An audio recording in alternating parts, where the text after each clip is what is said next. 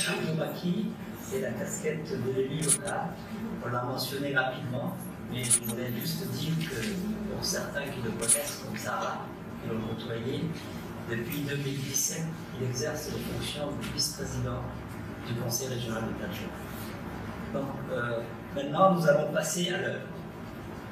Nous avons planté le drapeau de l'auteur. C'est quelqu'un qui a fait toute sa carrière dans l'enseignement. Et comme je vous le disais, il est plus connu sous le nom de Monsieur Abdou. Alors moi, je vais essayer, c'est une tâche qui est assez ardue, mais je vais essayer de présenter l'œuvre d'Abdou Maki. Alors, je remercie Hamida pour cette belle présentation de l'auteur de ce joli recueil qui s'appelle Awen, l'oubli et autres nouvelles. Alors, pour le nom afarophone, Awen veut dire l'oubli. Donc, c'est mentionné juste sous le titre. Et ce titre est tiré de la nouvelle qui est placée en dernier de ce recueil, qui comporte 10 récits. Donc, Awen, c'est le Awen, une leçon de vie, c'est la nouvelle la plus importante, la plus structurée, et on aura l'occasion d'en parler. Donc, d'abord, quel est le recueil et quelle est la portée de ce recueil? Il s'agit d'un recueil de 10 nouvelles, c'est-à-dire des récits qui nous interpellent avec des histoires variées, mais qui ont une unité de style, une architecture de récit extrêmement bien tissée. L'auteur donne, dans ce recueil, sa représentation de notre société qu'il dépeint par petites touches, mais avec une analyse profonde de certains aspects qu'il estime cruciaux. Et comme on va procéder par questionnement, la deuxième question qui se pose, c'est de quoi parle ce recueil? Abdou Maki donne souvent la parole à des pauvres gens, à des laissés pour compte, en insistant sur leurs vices, leurs vertus, évoquant souvent des situations sociales particulières qu'il s'est étoffé avec des mots imagés et précis. Il les présente au lecteur sous plusieurs angles. L'angle moral, l'angle psychologique, l'angle social, et avec un style simple et clair. En quelques phrases dépouillées de complexité ou de tout autre artifice, l'auteur va à l'essentiel. C'est vraiment la grande retrouvaille avec la littérature que vous verrez, parce qu'on va faire une comparaison avec d'autres littératures. Donc, en quelques mots, en quelques phrases dépouillées, il va à l'essentiel. Alors, quels sont les personnages qu'il décrit dans ce livre? Dans ce récit, on voit apparaître des personnages simples ou complexes, des curieux ou des personnages obtus, des personnages roublards ou simples d'estime, ou encore des hommes et des femmes qui sont décrits ou rehaussés par leur grandeur nature, ou encore d'autres personnages avides de pouvoir et de gain, certains dans la décadence, et ils n'échappent pas à leur propre destin. Voilà le portrait de personnages ou les personnages qu'on retrouve dans ce recueil. Et la troisième question qu'on va se poser, c'est quel est le sens de cette écriture? Quel sens donner à l'écriture de Abdou Maki? Je dirais que la grande force de l'écriture de l'auteur, c'est son art d'évocation. Mais un art d'évocation de l'âme humaine.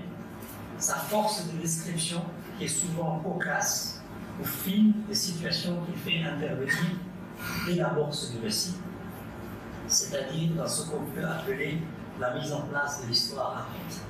Très vite, c'est vraiment la caractéristique de Abdou, il va planter le drapeau avant d'introduire ou avant de nous emmener dans le récit.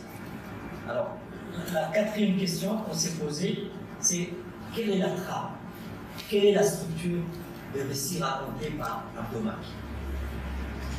En effet, avant de faire parler les personnages, de leur faire subir leur propre histoire, l'auteur les enroule dans le drap des croyances de la société et en même temps de nos représentations que nous, les lecteurs, nous avons de ces sociétés. C'est une structure littéraire très simple, c'est une trame spécifique que Abdomaki adopte avec talent et humour. En même temps, il éveille notre curiosité, il nous jette des appâts conformes à nos propres croyances, il nous renvoie à nos propres imaginaires. C'est-à-dire que vraiment, le lecteur se sent concerné dès le départ parce qu'il s'adresse à cette représentation.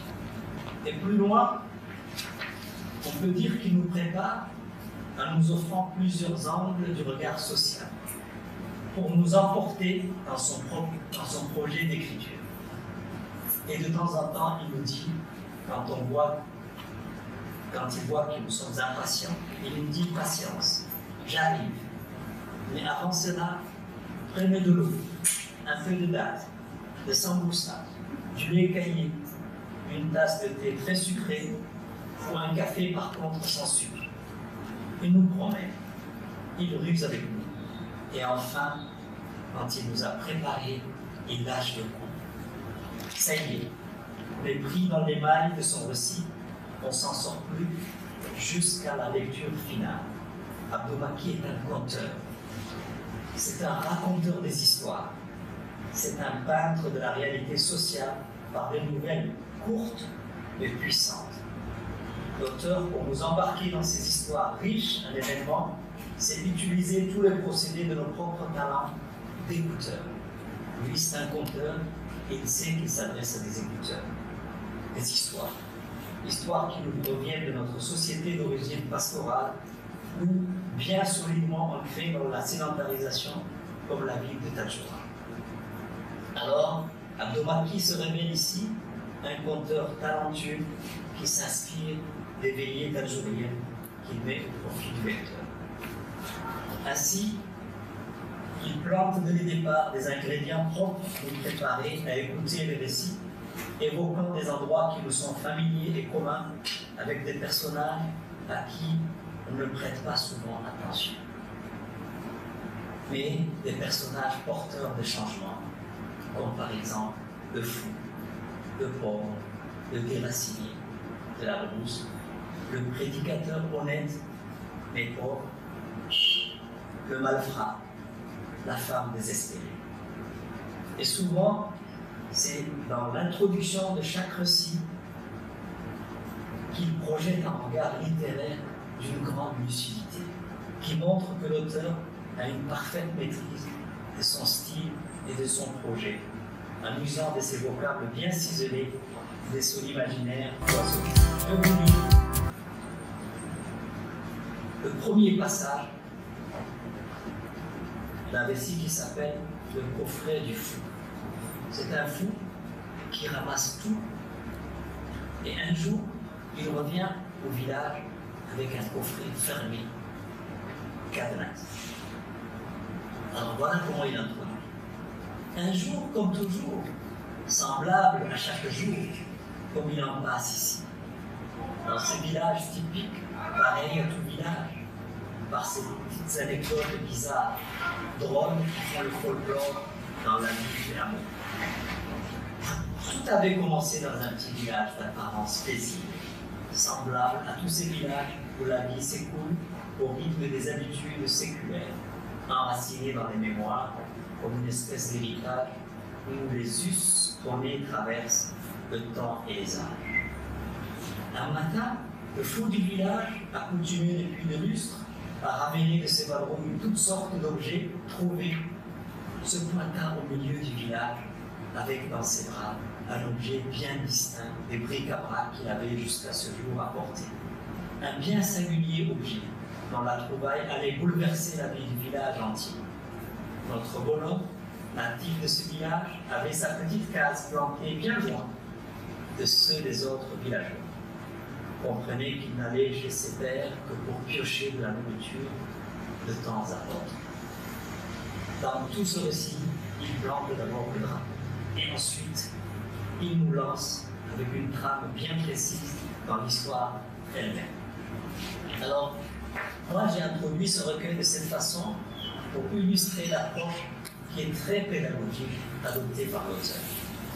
Il y a dans chaque histoire non pas la volonté de convaincre, mais l'intention de dire, de poser sa réflexion, de décrire sa part du réel, d'évoquer notre imaginaire commun. Il est loin de donner des leçons, mais il suggère, il décrit, il parle. Il est indéniable que l'auteur est un homme patient et attentionné, discret et observateur, débordant d'imagination et d'humour. C'est un homme qui sait observer le quotidien. C'est un homme qui sait scruter son opinion. C'est un homme qui sait se situer et peindre avec lucidité les avatars d'une société en mouvement. C'est un homme qui sait distinguer le flou du superflu. C'est un homme qui sait reconnaître la profondeur des causes, qui font chuter le cupide, rehausser le petit Jean dans leur honnêteté qui pourtant ne triomphe pas souvent. C'est un homme qui sait promener sa plume dans les différentes contrées de l'âme d'une société dilucienne qui vacille entre ruralité et urbanité, entre richesse étalée et pauvreté vécue dans une dignité indéniable. Pour l'auteur, ce qui compte, ce n'est pas le paraître, mais la rectitude morale, la défense de la dignité, la connaissance de notre empreinte sociale, le respect des uns et des autres, le regard lucide sur la décadence morale qu'entraîne entre autres l'accumulation rapide de la richesse ou la perte de l'identité. Pour Abdou-Maki, sont riches celles et ceux qui portent un sarrau, un toge qui a longtemps laissé place à un zélé et au fouta. Mais il dit que même très usagés, plutôt que des tissus qui ne brillent qu'en temps éphémère, il préfère ces tissus traditionnels à tout ce qui brille et aussi à tout ce qui est richesse humaine. Alors en conclusion, je m'excuse d'avoir été long, je dirais que de ce premier recueil de nouvelles, Abdou-Maki se révèle comme un écrivain au talent promoteur. Il est transformateur de notre regard social avec une écriture qui se rapproche plutôt des auteurs russes. Et on va lui poser des questions parce que son style, son contenu et la description qu'il fait le rapproche plutôt de ces auteurs comme Gogol, comme Dostoïevski ou encore Gorky. Alors comme eux, il s'attelle à la description critique sans concession de l'art de notre société en pleine mutation, avec les hauts et les bas que l'on imagine, et qui touche au devenir de chaque individu. Je lui dirai, et je lui dis, bravo Abdou-Maki, toutes mes félicitations pour ce beau recueil de nouvelles, et en attendant, les autres aussi. Bravo, toutes mes félicitations.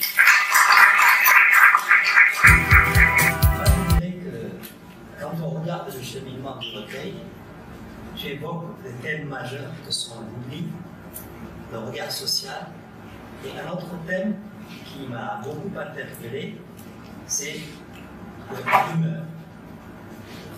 Et là, c'est la troisième nouvelle qui s'appelle « Le cheveu dans la sourate ». Là aussi, c'est un peu une nouvelle fantastique. C'est ça qui rapproche Abdou-Maki des auteurs russes, parce qu'il tire avantage de la société et en même temps, il arrive tellement d'histoires que ça devient des histoires fantastiques. Mais pourtant, on a le pied dans la réalité.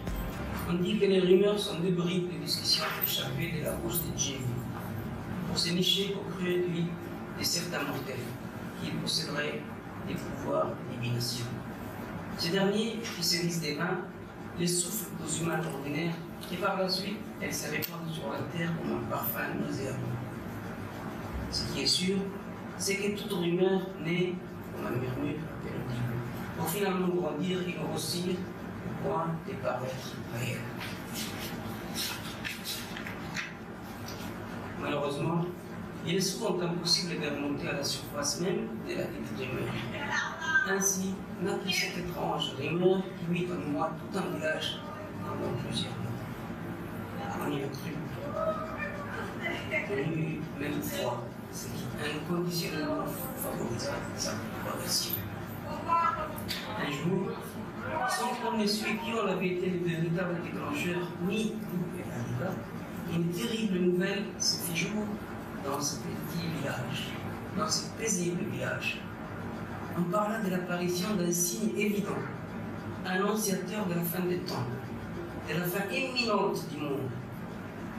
La nouvelle, comme une bourrasque, se répandit rapidement, créant effroi et stupeur dans les cœurs des hommes. Ainsi, il apparaît qu'en ouvrant les Corans, livre sacré des musulmans, dans une sourate donnée à l'emplacement d'un verset, se trouvait un vide déchiré humain visible et bien réel. Au début, la nouvelle fut perçue comme un canular, à peine lui donna-t-on crédit. Mais au fil des jours, elle prit de l'ampleur. On en parla dans les ruelles et dans les demeures, sur les routes et à l'école.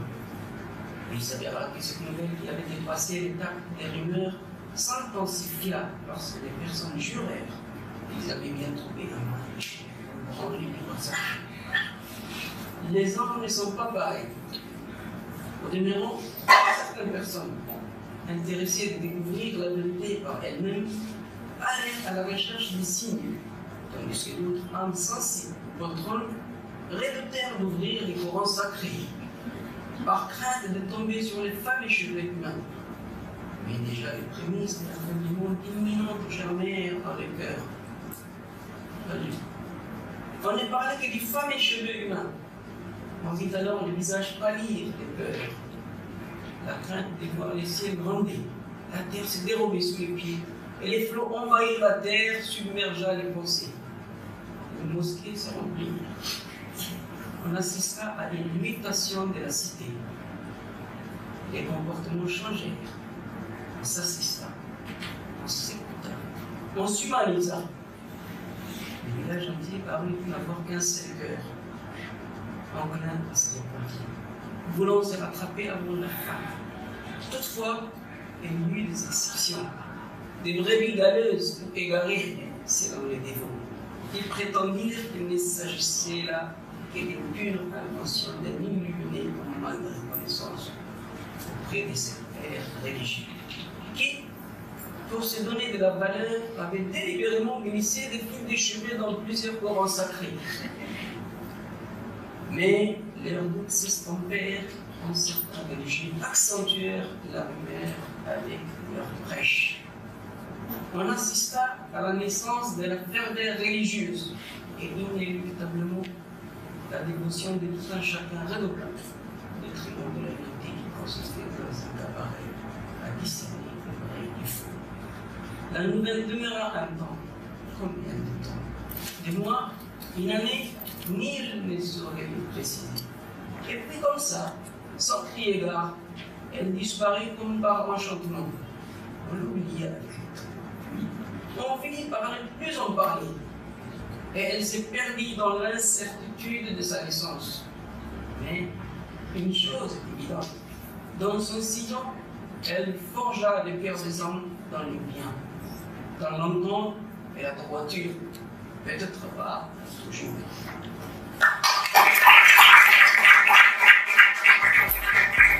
Je vais vous résumer les différentes nouvelles. Donc la première, je pense que tout le monde n'a pas lu le livre, s'appelle « Tombent les poissons des pluies ». C'est une croyance que les bracelets, beaucoup de choses tombent avec la pluie. Et la deuxième nouvelle, le deuxième récit s'appelle « Le coffret du fou ». C'est à peu près 8 pages. C'est le désir de richesse et la tentation humaine. Ou tout simplement la cupidité. La transformation de notre comportement face à la richesse.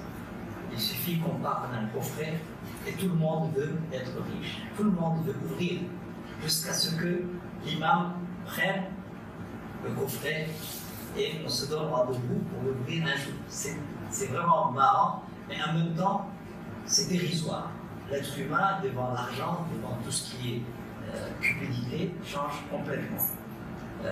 Et même face à un coffret, le fou devient roi, devient faiseur de rêves, des richesses, et lui-même il change de statut. Tout de suite, on l'habille on le lâche, tout le monde veut lui donner de l'argent, il retrouve ses parents. Donc finalement, nous sommes transformés grâce à cette envie de richesse. La troisième nouvelle, c'est le cheveu dans la sourate. C'est celle qu'il a lue totalement, intégralement. Et la quatrième, c'est le fils prodige.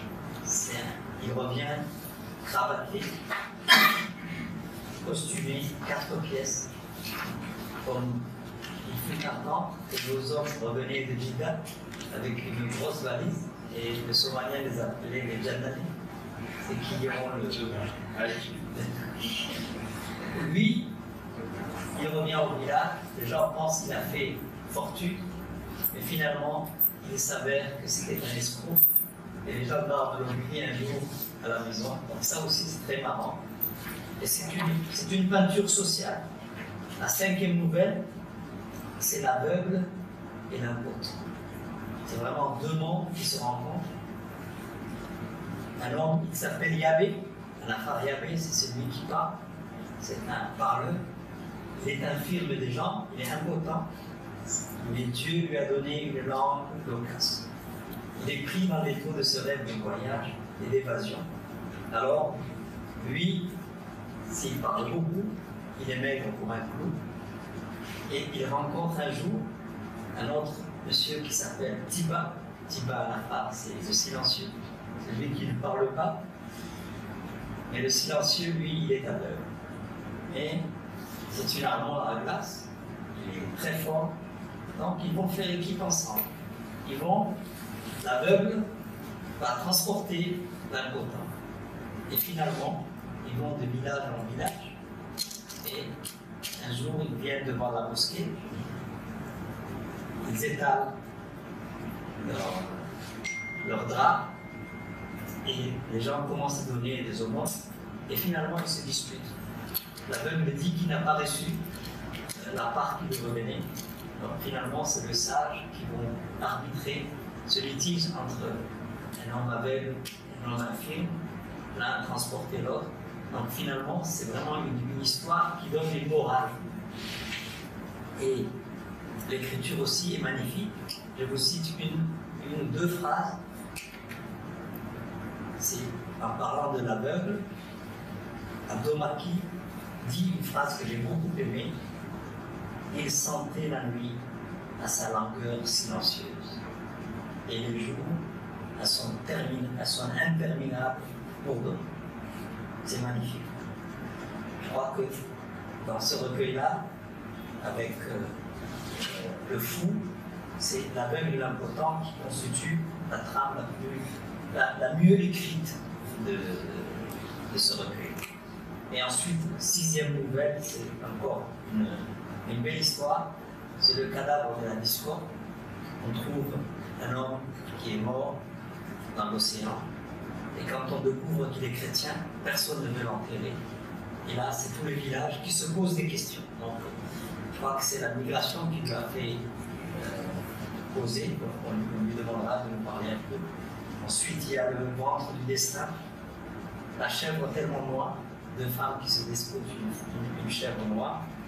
Il y a Ali Bouba, qui est un type un peu simple d'esprit et qui fait ce qu'on lui demande de faire. Et la dixième nouvelle, c'est Haoué, c'est l'oubli. Donc voilà un peu la trame de 10 nouvelles. Alors là, on va lui poser des questions. Et une question d'introduction, c'est Abdomaki. Pourquoi ce recueil avec 10 nouvelles et qui nous transporte surtout dans les méandres de la société avec tous ces problèmes?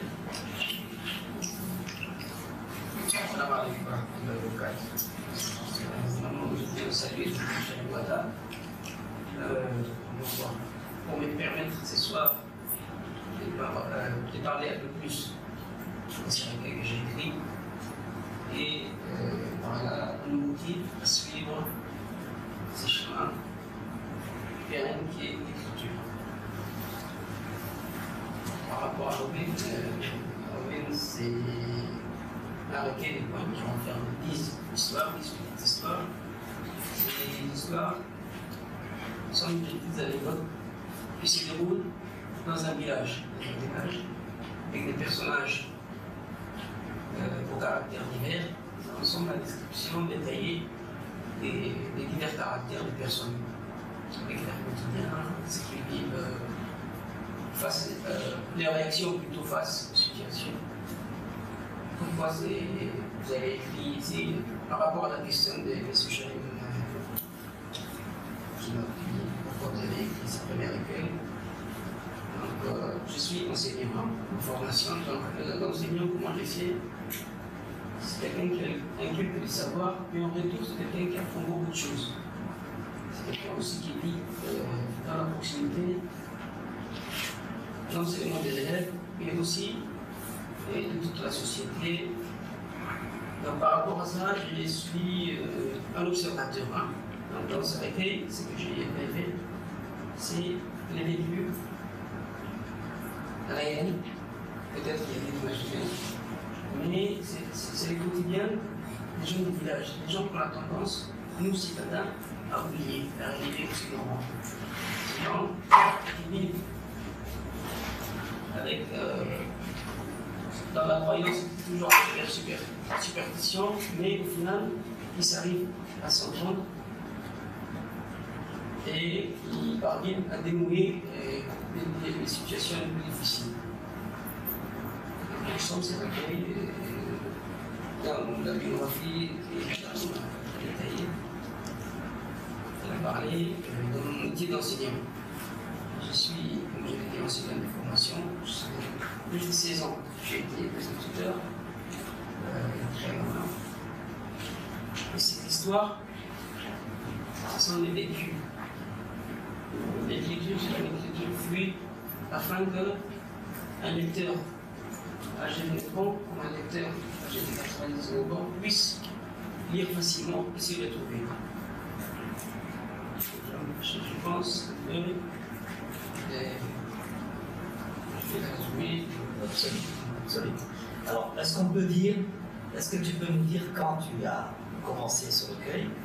Est-ce qu'il y a eu des moments forts, notamment quand tu racontes l'histoire de Hawen, de l'oublié? Cette femme-là, c'est la plus grande des nouvelles, c'est la plus longue, avec presque 13 pages. Est-ce que tu peux nous raconter si c'est un vécu ou si vraiment c'est quelque chose qui sort de l'imaginaire? En fait, ce recueil, je l'ai écrit lors du confinement. Avant ce recueil, j'ai écrit d'autres livres qui sont toujours restés dans mes tiroirs. Donc ce recueil, l'histoire d'Hawen, c'est une histoire qui s'est réellement passée, mais pas comme je la raconte dans l'histoire. Il y a toujours une vérité qu'on se rend compte. Donc cette histoire, je voulais un peu faire les parallèles entre deux vies d'une personne. D'une part, une personne qui a tout pour lui, qui est gâtée, et qui en conséquent est en marche par rapport à la vie qu'il vit. Et d'autre part, une autre personne qui n'a jamais connu le bonheur, qui est malade, qui a vécu son enfance, elle a connu la maladie, tout ça, mais elle vit avec tant d'humilité, de passion et de compassion, qui parvient à accepter son destin. Par rapport aux autres récits, ce récit est différent parce qu'il est profond, il interpelle, il permet aussi d'amener des personnes à changer de comportement. C'est pour ça que je voulais. Ce que j'ai appelé, c'est recueil Hawen.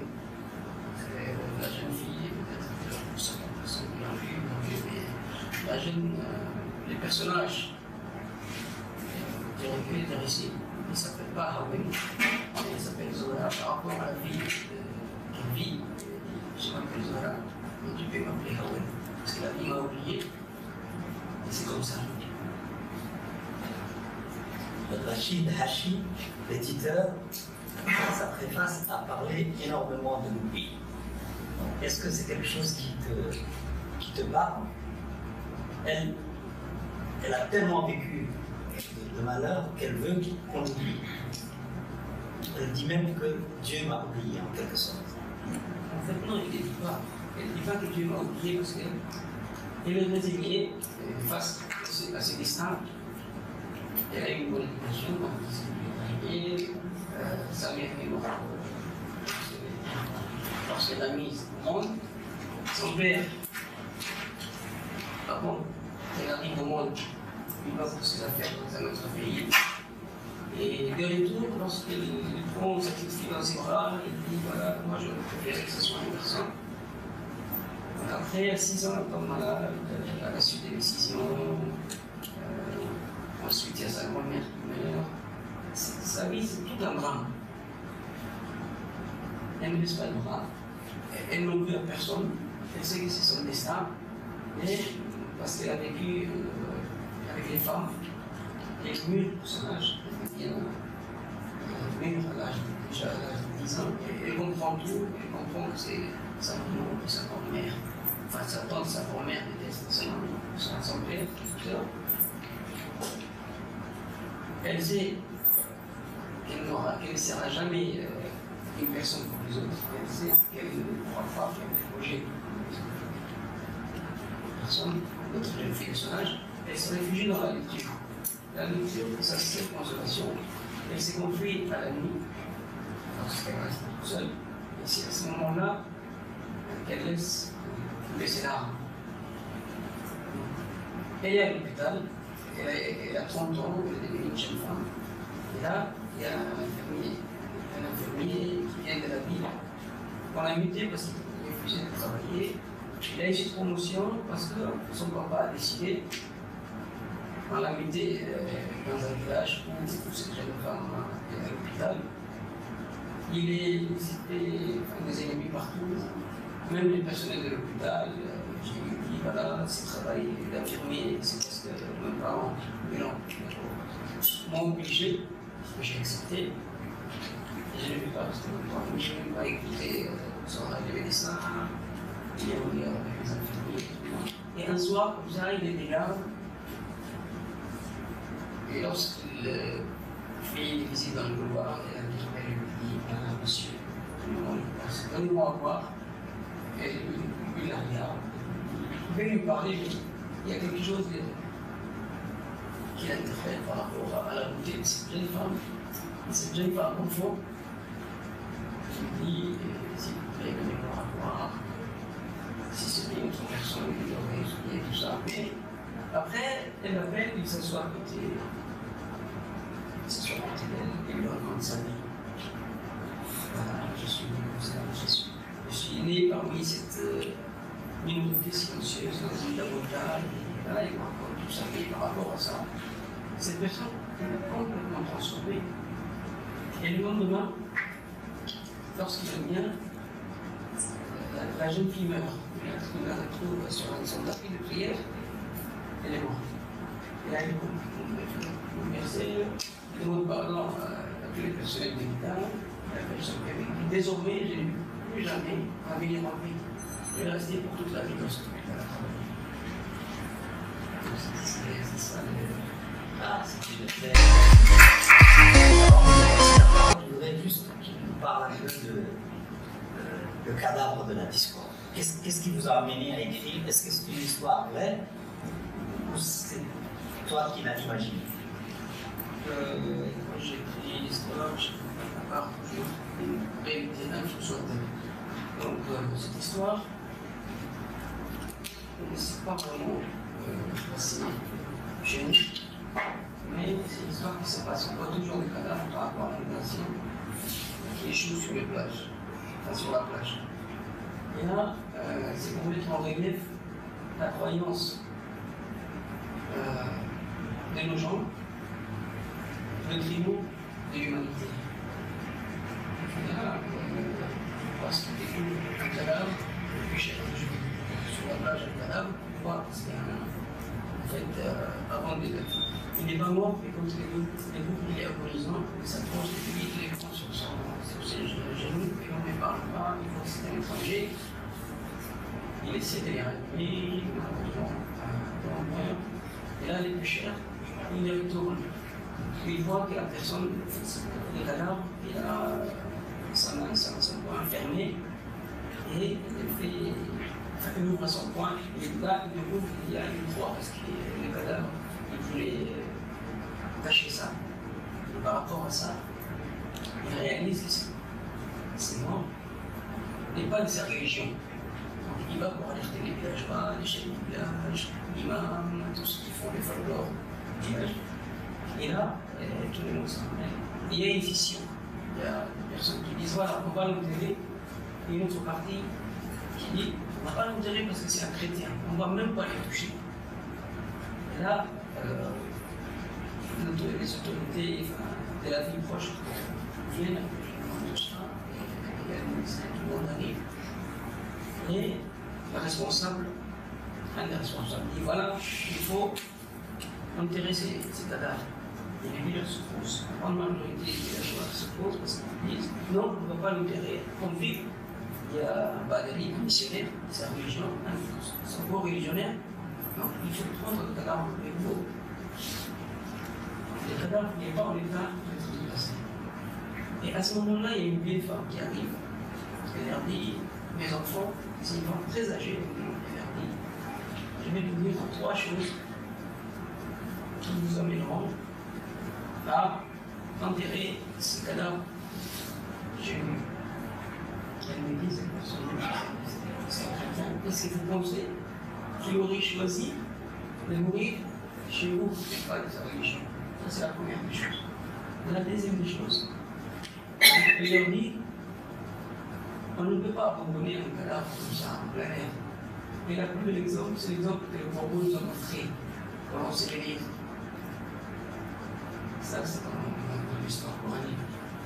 Et après, finalement, il leur dit c'est quand même s'il n'est pas votre co-religionnaire, il est votre frère pour l'humanité. Donc, ce sont ces 3 raisons qui vous amènent à ce qu'il est ici. Et là, finalement, la véritable raison, et le village, il se marie, elle vient à la maison et il enterre le village même.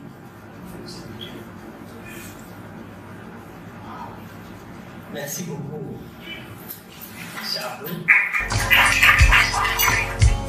Je voulais comprendre, c'est quoi la signification du cheveu dans le livre? Ça signifie tout et ça signifie rien. Ça signifie tout parce que les cheveux déjà c'est une chose insignifiante, c'est quelque chose qui fait partie de l'être humain. Et l'être humain prend ceci comme un signe. Ça ne signifie rien parce que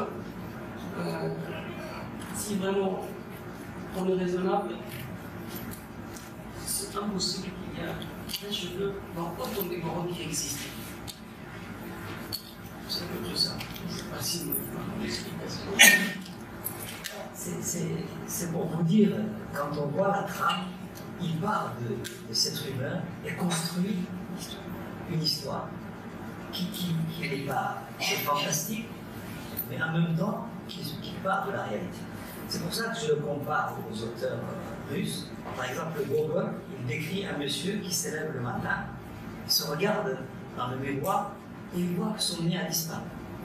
Donc il ne peut pas sortir sans nez, et quand il sort, il voit que quelqu'un d'autre porte son nez. Il va le poursuivre.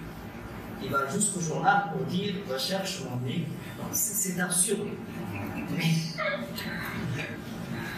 Moi, je vais poser peut-être une série de questions. Une question, ça va être long à expliquer parce que je ne peux pas faire comme si je n'avais rien compris. Moi, il y a une proximité entre l'auteur et moi qui fait que je sais à peu près la genèse de tout ça, ce que vous avez raconté, d'où ça vient. Même si Abdomaki, je l'ai découvert en même temps que tous, je connais vraiment depuis 50 ans maintenant. Parce que c'est mon ami et c'est mon frère. Alors, vous avez dit, M. Chakab a dit, et vous aussi après lui, que c'est certainement en lien avec ce qui expliquait en tout cas ce talent de conteur et cette envie de raconter des histoires. C'est peut-être aussi les conséquences naturelles de sa formation et de sa vocation d'enseignant à sa service. Moi, pour le connaître depuis un peu plus longtemps, je vois que c'est peut-être même plus tôt que ça. Vous avez dit d'ailleurs qu'il a écrit un premier poème quand il avait 13 ans, mais une histoire que certains de ses très proches amis connaissent avec moi, c'est l'histoire de Moutoukli. Et c'est la question que je voulais poser. Est-ce que finalement ce n'est pas toujours le Moutoukli de 15 ans qui est là? Est-ce que c'est Abdo Maki? Parce que Moutoukli, c'était. Il racontait des histoires. Vous savez, Tadjoura, on va dire, il y a deux parties. Tadjoura, là où on est né et où on a grandi. Donc il y a la partie à l'ouest et la partie à l'est.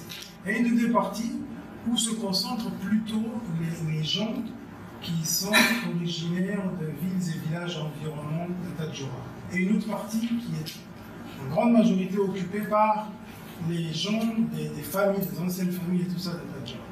Nous habitions, nous, dans l'autre partie, c'est la partie où on retrouvait un peu cosmopolite.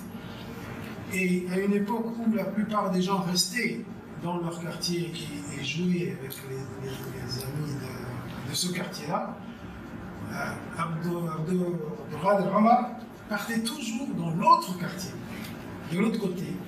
Et de l'autre côté, il avait des amis, ils sont là aujourd'hui, à qui il racontait des histoires.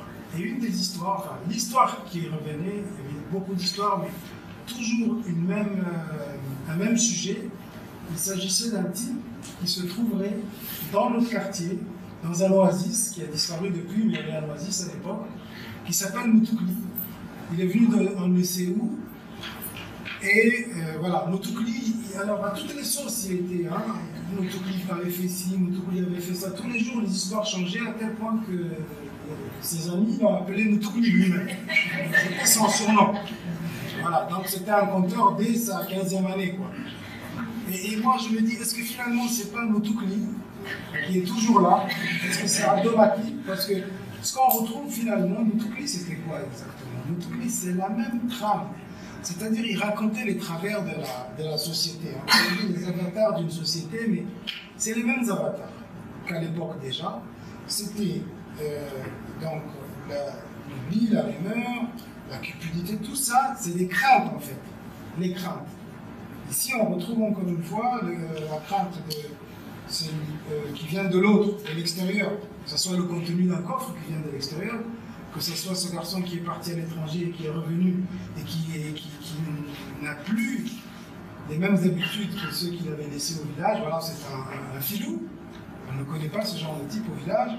Ou que ce soit encore l'histoire d'un corps qui est souillé. Pour eux, c'est un cadavre. Un cadavre, ça ne parle pas. On n'a pas de religion en réalité, mais il est souillé pour ce qu'il a été. C'est encore une crainte. Et à l'époque, c'était la même chose. Il racontait l'histoire de Moutoukli à l'ouest de la ville, Moutoukli qui était de l'est de la ville, parce qu'il savait que ça faisait peur. Et de mon point de vue, c'était une façon peut-être de se faire peut-être, on ne va pas dire craindre, mais accepter par les autres. Voilà. Est-ce que finalement, M. Abdo Maki, ce n'est pas toujours Moutoukli qui est là, et ce n'est pas toujours Moutoukli qui, en même temps qu'il raconte les travers de notre société, n'est pas lui-même habité ou désolé pour la société d'être encore en proie à ces craintes-là?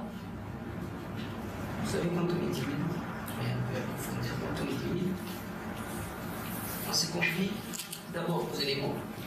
Souvent, oui, la mère, tout ça, pourquoi? Parce que vous avez. Mais en retour, ils ne vous répondent pas. Ensuite, une fois qu'on a mûri, on se confie aux hommes. Pourquoi? Parce qu'on est à même de se défendre. Donc, à cet âge-là, j'étais les plus timides de la famille, sinon du quartier. Je faisais beaucoup de choses. J'écrivais beaucoup. Mais je ne me confiais pas. J'avais peur de la pression de l'autre, de mes amis, de mon entourage, parce que je ne valorisais pas ce que j'écrivais. Moi, j'écrivais parce que j'étais passionné. Moi, j'écrivais parce que c'était pour gérer mes émotions et les partager. Finalement, pas aux autres, mais à moi-même. Et c'est par rapport à ça que j'ai créé ce personnage. Donc, qui a parlé, j'avais compris mon ces personnages existent. Pas réellement, existe toujours. Parce que nous avons divers caractères, comme je l'ai dit tout à l'heure. Il y a ceux qui viennent de la bourse, qui ont l'air culturels, ceux qui sont meilleurs en vie, puis ceux qui pensent être beaucoup plus supérieurs à eux. Donc c'est par rapport à ça, il faut confronter les réalités. Un brossard n'est pas un bédouin dans ce qu'il sait. Et quand une personne de la ville est un bédouin lorsqu'il va, et quelqu'un qui ne sait pas, qui ne sait rien lorsqu'il va dans la brousse. Donc c'est ça. Et j'ai toujours écrit en sciences autour, j'écris cette histoire, parce que si je n'écrivais pas, j'allais crier. J'écris, pas crier. Parce que l'écrit se perd, l'écrit ça déstabilise, mais l'écriture est pérenne. Ça reste dans l'esprit. Et ça permet aussi aux autres d'échanger. Aujourd'hui, ma famille, autant que mes amis, ont découvert beaucoup de choses par rapport à ma biographie qui a été étalée. Concernant ma scolarité, je n'ai pas vraiment appris beaucoup de choses à l'école. Tout ce que j'ai appris, ce n'est pas avec les professeurs, mais beaucoup plus en restant dans la bibliothèque, à travers les livres. Je pense que j'ai lu plus de 1000 livres, si ce n'est pas seul. Donc c'est à travers ces livres que j'ai voyagé, que j'ai tout compris, que j'ai tout appris. Alors pour moi, l'école, c'est vrai qu'à l'époque, je ne pouvais pas les lire. J'étais bien éduqué. J'avais des frères, un frère. Un bon exemple, réussir. Mais vous savez, comme je ne pouvais pas exprimer quelque chose de laisser le temps faire. Donc ce qui fait que aujourd'hui, il m'a dit qu'il me pose des questions, mais il ne savait pas que moi, je l'ai séché les cours de maths et de physique pour rester dans la bibliothèque. Ça, c'est jusqu'au jour d'aujourd'hui, si j'ai resté secret. Et peut-être si aujourd'hui, je suis devenu ce que je suis, c'est à travers le voyage, la découverte, la formation que j'ai fait dans les milieux. Parce que par rapport à ma fratrie, je suis le seul qui n'a pas diplômé. Je suis le seul qui n'a pas eu son bac. Je suis le seul qui n'est pas, comment on appelle ça, reconnu avec une reconnaissance officielle. Et je suis quelqu'un qui a suivi son chemin. Ce chemin, il s'est choisi. Et c'est la lecture qui m'a rendu. Pour une petite anecdote, j'étais en classe de 3e. C'était pendant le cours de mathématiques, lorsque le prof de maths nous a rempli des copies. Il m'a rempli une mauvaise note, très très mauvaise note. Et là, il m'a dit, je me rappelle très bien, même, enfin les anciens se rappellent, même les identités remarquables. À l'époque, il y avait les identités de factorisation développées. Monsieur, même les identités remarquables, vous ne vous en sortez pas.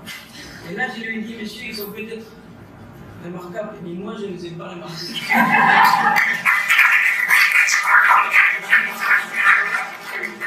Et là, il m'a fait sortir. De toute façon, toi, tu es une personne qui ne va jamais aller loin. Donc, voilà ma vie, voilà ce que je suis. Si j'écris, c'est parce que je suis passionné. Si j'écris, c'est pour extirper, extérioriser ce que j'aime, partager ce que j'aime, avec ce que j'aime. Voilà, en gros, la réponse que je suis.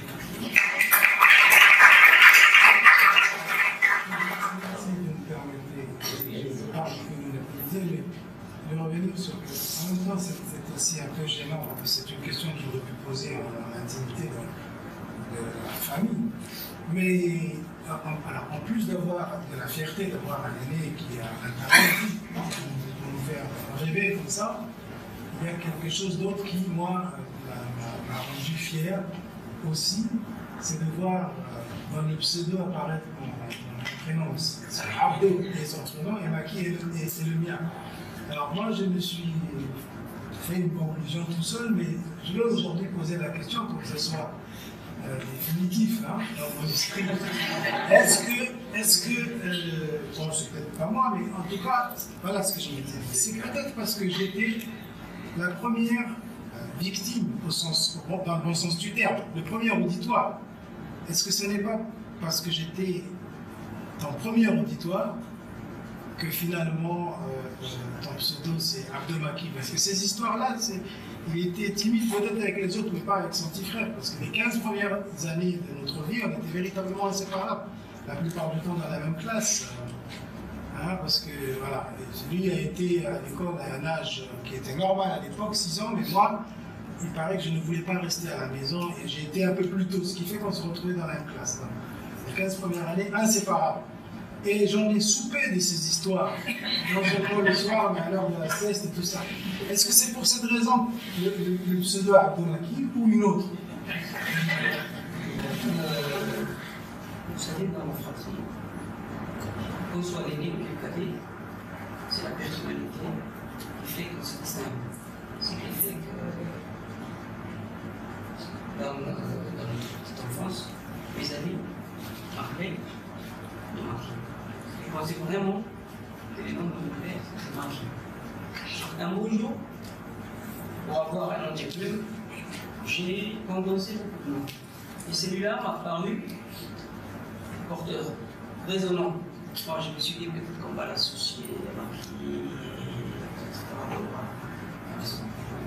J'ai réfléchi à beaucoup de choses, mais finalement, c'est peut-être ça aussi, hein, c'est continuer. C'est toujours du vécu qui revient. Hein. La mémoire est tellement fantastique, il y a toujours fait ça, quelque chose qui était dissimulé. D'ailleurs, je suis fier de porter devant les marquis ici. Certaines personnes me connaissent par lui, moi qui aime plus. Aujourd'hui, je ne les savais pas, mais éventuellement, on n'a jamais quitté sa ville. Ah, on voit les noms des marquis, donc je sens doute les frères, oui, je les suis. Ça m'a permis aussi de dire ça et de sortir un peu par ricochet et de l'anonymat. Sinon, j'ai pourrais aussi donner une autre interprétation, mais que je me réserve. Moi, c'est dommage parce que pour moi, c'est dommage parce que pour moi, si j'avais su qu'il y avait cette conférence, j'aurais relu les livres. J'avais déjà lu, mais comme je sens que je me dis cette histoire d'Arwen, donc j'ai oublié pas mal de choses. Il y a une sorte vraiment qui ne sort pas de la tête, c'est une sorte, c'est fou. C'est fou parce que vous voyez qu'il n'y a pas la ligne entre les fous et les normaux n'est pas assez éloignée. Il y a un fou donc qui trouve un trésor et tout le monde va devenir fou dans cette vie. Tout le monde va devenir fou. Il y a quel fou qui est pas peut-être fou à la fin de l'histoire. Et la grande déception même des lecteurs. Quand j'étais tellement pris dans cette histoire, je me disais qu'est-ce qu'il y aurait à l'intérieur de ce livre. En moi, j'ai failli même ouvrir et voir la fin pour voir qu'est-ce qu'il y avait dans ce coffre. Et ça, l'autre chose que j'ai vraiment aimé, c'est lui qui s'est. D'abord, parce que je suis un gars agréable aussi. Il n'y a pas la mère qui mais donc il y a toujours cette même histoire où dès qu'il y a une petite histoire, tout le monde s'implique dans les villages parce qu'il n'y a pas. Surtout à l'époque, il n'y avait pas Internet, donc tout le monde n'était pas isolé. Donc dès qu'il y avait une petite histoire, il y a le bout qui a parlé et qui était, par exemple, dans la brigade, tout le monde s'est précipité là-bas. C'est un peu l'histoire des chevets dans le Coran. Même dans le quartier, ça existait les années 70, 80, on disait voilà, il y a un chef qui a parlé, et il est à la brigade des quartiers 5, il était là-bas. Et puis vraiment, tout le monde, au début, personne ne croyait, mais à la fin, tout le monde croyait, et je me rappelle, je devais porter à la brigade 6 à l'époque. Donc il y a cette implication de toute la ville qui puis l'autre truc, vraiment, c'est l'humour. C'est même pas l'humour dans les phrases, c'est l'humour en bloc. Tout est humour, les fous, tout le monde qui va devenir fou, les pêcheurs qui balancent le poisson. Donc c'est cet humour en bloc. J'ai vraiment aimé, moi, sans doute maintenant, avec la présentation du docteur Watt, je vais sans doute relire avec d'autres yeux. Et puis il y a le dernier clin d'œil, c'est les Hawaiians. Hawaï, donc à la fin, c'est oublié. Mais Hawaï, c'est aussi la femme. Et d'ailleurs, il a un peu dit un mot là-dessus. Peut-être aussi, c'est pas lui, il veut faire croire qu'il est dans son village, mais c'est tout ce qui se passe dans ces pays-là, je vais provoquer ma sœur Zara. Donc, c'est l'histoire des femmes partout. Et je me dis, mais là, la femme par-ci, la femme par-là. Je ne sais pas s'il n'y a pas un clin d'œil là-dessus aussi, comme l'histoire malheureuse de la migration. C'est des petites clins d'œil comme ça à l'actualité d'aujourd'hui. Ça peut être des réactions, hein, donc c'est pas que des questions, c'est comme vous pouvez réagir par rapport. Alors on a essayé d'être long dans la présentation parce que tout le monde n'a pas lu le livre. Donc on a fait très long pour que vraiment vous partiez avec l'envie de jeter un coup d'œil sur ce livre. Donc c'est comme lui, hein, c'est la pédagogie qui nous a appris. Donc si vous voulez réagir, si vous voulez poser des questions, n'hésitez pas. Parce que c'est pas toujours. Voilà. Oui, tu voulais prendre. En fait, moi, je m'accroche à mes cheveux.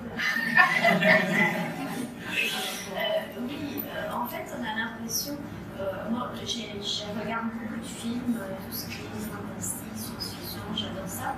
Et ses cheveux me rappellent un film japonais où les cheveux qui poussent, puis ça fait peur, ça attrape tout le monde, tout ça. Et j'ai l'impression, je n'ai pas lu votre livre, je viens juste de le découvrir, mais ses cheveux est vivant, enfin il est même plus vivant que la personne qui l'a inventé pour peut-être se faire de la publicité, on peut dire comme ça, pour se faire connaître, être meilleur que l'autre humain. Mais j'ai l'impression que ces cheveux-là, il est vivant, c'est très fort cet imaginaire de faire vivre une neige de cheveux, comme ça, et qui va mettre le village sans dessous. À la fin, ils deviennent tous religieux, ils deviennent tous prennent soin tous les uns des autres. Ça devait être les cheveux de la discorde, mais en fait, à 30, il devient les cheveux. Voilà.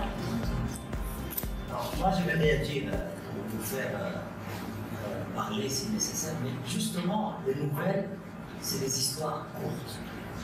C'est vraiment un exercice difficile. Faire passer dans 3 pages une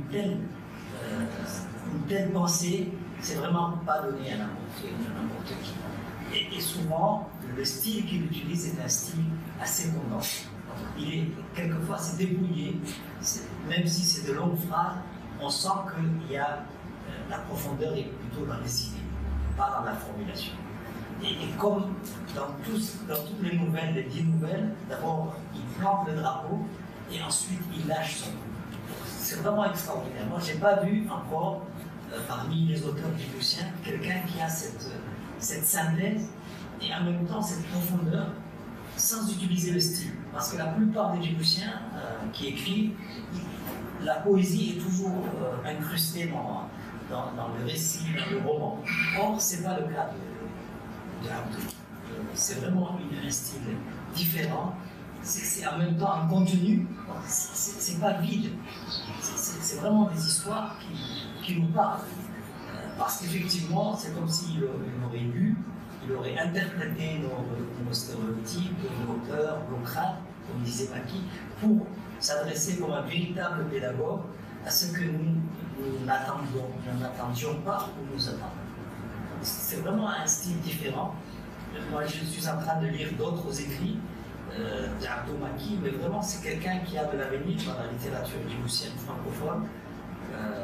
S'il continue à nous donner des nouvelles, des récits de cette facture. Ce n'est pas de la flagornerie, parce que chaque fois que vous lirez, vous aurez l'impression que c'est à la fois irréel c'est à la fois fantastique, mais en même temps, ça nous parle. On dit, mais c'est quoi? Est-ce qu'une chèvre a vraiment parlé? Mais on y croit. Les deux femmes qui vont se disputer pour une chèvre noire, ce sont des choses qui arrivent. Donc, finalement, je pense qu'on a bien fait de le présenter à ce stade-là, d'une certaine manière, pour le pousser à écrire le reste. Parce qu'effectivement, maintenant, on voudrait d'autres histoires. On voudrait qu'ils nous lisent dans peut-être 5 mois, 6 mois, un autre recueil dont la charpente principale est faite. Et une autre chose aussi que je voulais dire, c'est qu'il y a un recueil de poèmes que j'ai lu il y a 5 ans. Oui. 25 ans qu'il existe, mais c'est quoi? 25 ans qu'il existe. Et ça aussi, c'est un recueil super. Donc finalement, pour être un peu plus baba, on a compris qu'on a besoin de la promotion. C'est-à-dire que les auteurs sont là. Il y a beaucoup d'écrits qui sont, on ne dirait pas sous le manteau, mais quelque part dans les placards, dans les cartons. Et si on a fait cette entreprise qui ne rapporte pas de l'argent, hein, c'est pour que vraiment nos amis, ceux qui ont écrit, puissent dire, bon voilà ce que j'ai écrit, voilà ce que je voudrais et voilà comment je l'ai écrit. C'est pour ça qu'on a besoin de vos soutiens, des lecteurs, parce que s'il n'y a pas de lecteurs, il n'y a pas d'auteur. S'il n'y a pas de lecteurs, il n'y a pas de critique. S'il n'y a pas de gens qui vous disent bon, ça c'est, je prends, il n'y a pas d'écrivain. Et en plus de ça, il nous faut des maisons d'édition. Ça, c'est Rachid qui a émigré chez Rachid qu'on remercie parce que dans moins de 2 ans, on a plus de 15 auteurs djiboutiens qui ont été édités. Donc, nous, ça nous a pris 15 ans pour éditer le premier livre. Alors que là, il a écrit dans le confinement. Et avant même qu'on soit sorti du confinement, le livre a été sorti, c'est formidable. Donc, voilà, moi ça m'interpelle de voir des gens, pas seulement des gens qui ont envie d'être dans la littérature, mais d'autres comme vous qui venaient écouter, lire, c'est intéressant. En fait, ça, les nouvelles, par exemple, quand on lit les nouvelles de vos passions, c'est prenant aussi, on est dans l'action tout de suite, on a envie de lâcher. C'est le rythme qui fait que les nouvelles est captivées. Les nouvelles, c'est quoi? C'est nos contes aussi, ça nous racontait quand on était petit, mais adapté à la société de maintenant, c'est qu'est-ce qui se passe. Je pense qu'en fait, c'est vrai qu'on regrette, comme disait, on regrette de ne pas avoir lu le livre, parce que bon, ce que tu nous en as en tout cas donné vraiment donne envie de lire le livre, et enfin les nouvelles. Et je me dis que finalement, c'est peut-être le côté l'éducateur qui ressort. Parce que le fait d'avoir utilisé tout ce vocabulaire très simple, à mon avis, il faudrait faire la promotion de telle sorte que ça soit lu dans les écoles et que les jeunes puissent s'inspirer effectivement de ce que Abdo a écrit. Donc, franchement, en tout cas, bravo, ça donne envie, et je pense que dès qu'on aura l'occasion, on ira acheter le livre pour vraiment découvrir à fond toutes ces histoires que tu nous as un petit peu résumées. Je voulais peut-être revenir aussi sur le côté de l'homme. Tout à l'heure, il disait que voilà, il n'avait pas la même peut-être reconnaissance que le reste de la fratrie, parce que je connais plus ou moins les autres frères. Et là, je ne suis pas d'accord, parce que tout à l'heure, quand tu l'as présenté, tu l'as dit, on le connaît sous M. Abdo. Donc, il y a cette reconnaissance de l'éducateur qui est importante, et on sait très bien que finalement, l'enseignant, c'est toujours celui qui marque dans la vie de l'enfant et même dans sa vie d'adulte. C'est toujours celui qu'on retient quand il a bien enseigné. Donc ça, c'est vraiment une reconnaissance, à mon avis, à vie, qui est beaucoup plus pérenne que les autres titres officiels que pourraient avoir les autres frères. Donc je pense qu'il n'y a pas à regretter.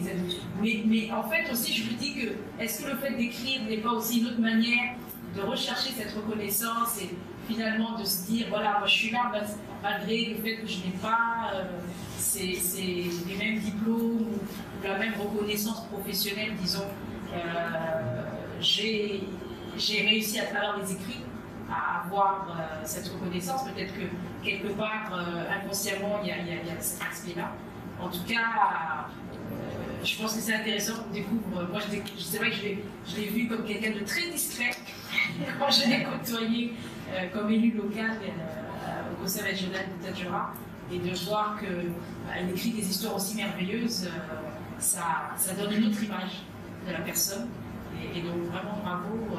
Et je pense que notre rôle maintenant à nous, c'est de faire cette promotion et de faire en sorte qu'il soit lu par un maximum de nos compatriotes. Mais en tout cas, je pense que ce serait vraiment intéressant qu'il soit lu dans nos écoles et utilisé à tous les niveaux d'ailleurs, que ce soit primaire, collège et autres, peut être utilisé comme explication de texte et autres.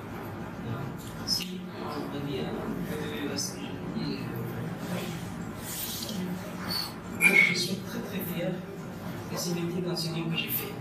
Aujourd'hui, même au conseil régional, avant, quand je les présente, je suis un enseignant de formation.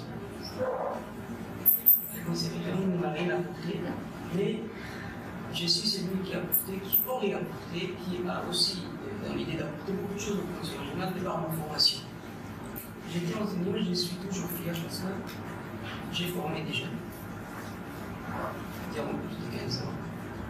Et après, je suis devenu directeur, je suis resté dans l'éducation 20 ans. J'ai toujours un pied dans l'éducation, ce qui fait que des fois, je pars dans des classes pour enseigner. Pour enseigner tout en étant vice-président du conseil régional. Quand un enseignant est partant, je vais lui dire que l'inspecteur passe la peine à personne. Et là, volontairement, je complète. Pourquoi j'ai dit ça? Parce que quand je suis enseignant,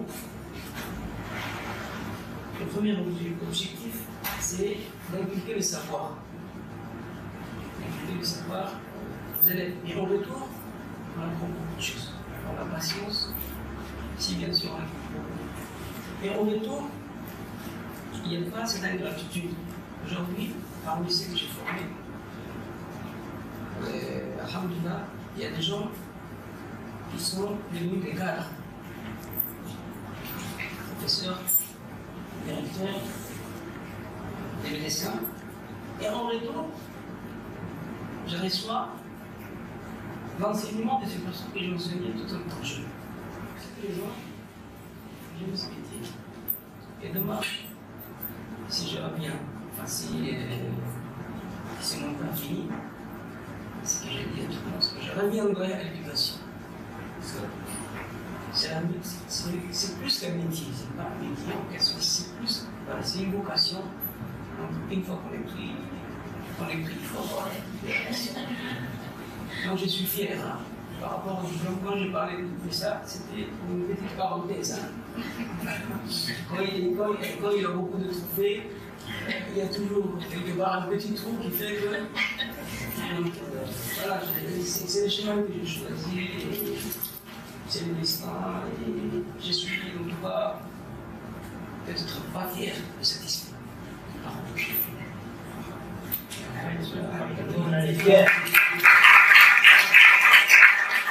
Il y a des nouvelles, il y a aussi, vous avez évoqué les poésies, les poèmes. Des poèmes qu'il n'a pas encore édités, mais écrits il y a 25 ans. La première fois que j'ai eu le plaisir de lire ça, c'était il y a 25 ans. Mais il y a aussi autre chose. Je ne sais pas comment vous autres qui écrivez, être proches des livres, qualifiez ça avec autre chose qu'on a découvert quand on était petit, encore un autre frère derrière. Hein. Mais je me demande si ça aussi c'est un style d'œuvre. Si c'est le cas, est-ce que l'auteur pense nous en faire une raison aussi de ce style? C'est le suivant. Quand on était gamin, un peu comme tout le monde, on regarde la télévision, les séries de l'époque, hein, il n'y avait pas de câble à l'époque, donc c'était vraiment la seule chaîne. Et aux heures où on pouvait regarder nous la télévision, il y a une série américano-japonaise qui passait, les Shogun. Avec un chevalier ou je ne sais pas comment ça s'appelle. Donc, l'Américain qui était un shogun, hein, un samouraï, qui avait été accepté dans ce village japonais, et il est devenu shogun, il s'appelait Anjin-san. Et puis il y avait une japonaise du nom de Mariko. Mariko était amoureuse de Anjin-san, mais dans la tradition japonaise qui ressemble, j'ai pris une autre éminente personne de Sharaïta, qui ressemble beaucoup à notre culture, la culture japonaise. Mariko avait été promise étant jeune à un autre shogun, à un autre samouraï, qui lui est japonais, mais elle était amoureuse d'Anjin-san, cet américain-là. Et donc elle voulait vraiment qu'on la marie avec Anjin-san, mais sa famille ne voulait pas en entendre parler. C'était un peu ça la trame de la série. Alors il y avait une petite musique, elle était un peu chantée aussi, qui faisait Mariko en japonais, bien sûr. On ne comprenait pas le japonais. C'est un exemple, il y en a tellement d'autres. On ne comprenait pas le japonais. Mais le jingle et la chanson donnaient un son que lui, cœur transformé en affaire. Et l'histoire qu'il racontait en affaire, c'était véritablement ce que vivaient Mariko et Anjin-san. Alors, les enfants comprendront, mais ils disaient Mariko, Kisabi no Ninte, Anjin-san,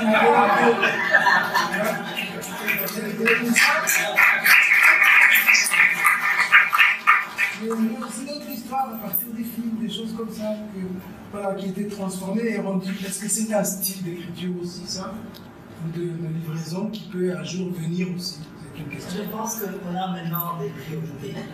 Ça, c'est un style qu'on retrouve dans la création littéraire. Je pense que c'est tous ces soupapes qui ont permis à cet imaginaire de s'exprimer, que ce soit dans la poésie, que ce soit dans les nouvelles, mais c'est vraiment une richesse.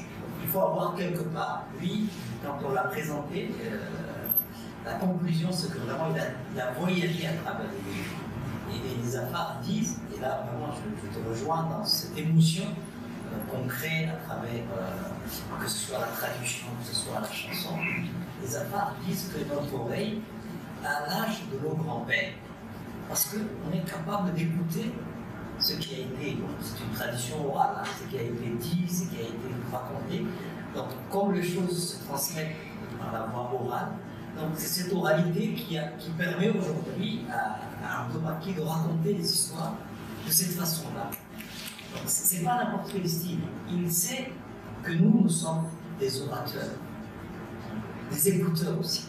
Donc on est capable d'un peu réagir avec ce qu'il écrit, avec ce qu'il invente. Donc que ce soit à travers la chanson, là tu nous as rappelé Araita, il est apparu selon le japonais. Chaque fois qu'on le voit, lui il a une façon de... Ça participe vraiment à lui. Donc là, moi je dis vraiment, il y a une émergence d'une littérature djiboutienne francophone, mais qui est portée par des gens qui ont du talent. C'est pas un ou deux livres, mais on sent qu'il y a des gens qui sont structurés. Là, il y a quelqu'un aussi, Bokassa. Donc lui, c'est un autodidacte. C'est vraiment quelqu'un qui n'a pas fait des études, qui a écrit un livre superbe. Et maintenant, on est en train de travailler sur un recueil. Il y a aussi jeune Mariam aussi, qui décide. Donc on a demandé à Patrick, qui est juste derrière vous. C'est un peintre avec lequel nous sommes en train de publier le livre. On dialogue. Patrick Singh, c'est un des plus grands peintres qui a travaillé dans plus de 45 pays. Et là, on travaille maintenant. On est en train de faire, toi tu parlais de la chanson, on est en train de marier la poésie à la peinture. Donc ça donne quelque chose de formidable. Donc, on est sorti de notre petit territoire pour vraiment aller à la rencontre des gens qui portent aussi sur nous un regard différent. Patrick, il a fait des grandes portes de 6 à 7 mètres avec des personnages extraordinaires qu'on a transportés et qu'on voudrait mettre dans les déserts, au lac Assam, au lac Abbé. C'est des portes, hein, c'est des véritables portes, mais avec des peintures réelles. Et on a des portraits des gens.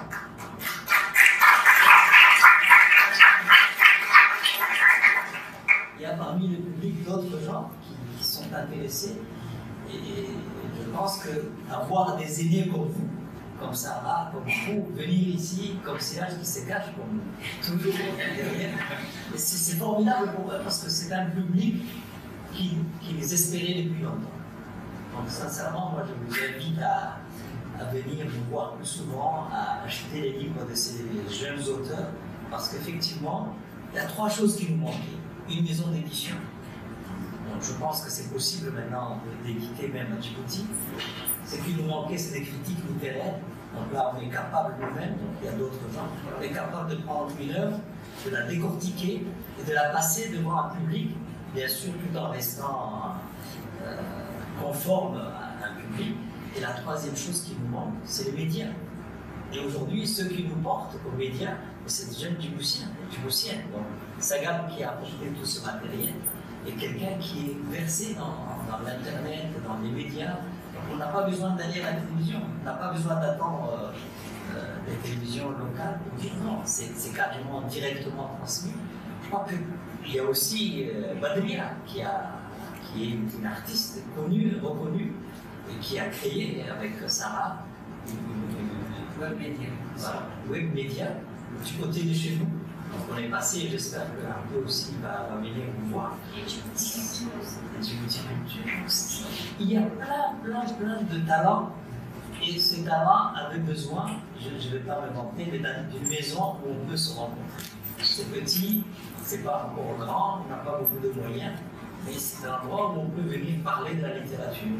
Et chez eux, c'est un moment fort pour dire voilà ce que j'ai écrit, et il va le défendre, comme beaucoup d'autres gens. Et à l'ouverture de la maison des contes, on a invité Abdi Hachké, que vous connaissez, qui a exercé les fonctions de ministre et qui aujourd'hui, proche de la retraite, a écrit un recueil de poèmes. C'est intéressant pour le jeune. Et la 2e personne qu'on a reçue, c'est Maïdou, qui fait des pièces de théâtre, quelqu'un qui a beaucoup de talent. Et la 3e personne, c'est Abdou, c'est le nouvel. On est parti de la poésie, on est venu au théâtre, et ensuite, et peut-être demain, peut-être demain, on va s'occuper de la peinture. Parce qu'on voulait que Patrick travaille avec Myriam, qu'elle voit, et je voulais lui donner un mot pour qu'il nous dise un peu comment vont se dérouler le travail qu'il est en train de faire, et un peu nous parler de ce que tu as fait avec Djibouti, s'il te plaît, parce que là on a... Oui. Merci pour cette présentation. Je lirai le livre. Vous avez présenté. Alors moi, je m'appelle Patrick, je suis français et je suis peintre depuis plus de 35 ans. Et grâce à la peinture, j'ai découvert l'autre avec un grand A, des gens de cultures différentes. J'ai eu la chance que mon travail soit remarqué, qu'on m'a mené très loin. Et j'ai pu travailler dans différents pays au contact de... Et donc moi, mon écriture, c'est la peinture, le dessin, etc. Et donc on a marié finalement nos territoires pour en faire plein seul. Et donc moi, j'ai déjà travaillé avec des auteurs de différentes nationalités, mais c'était la première fois avec un Djiboutien.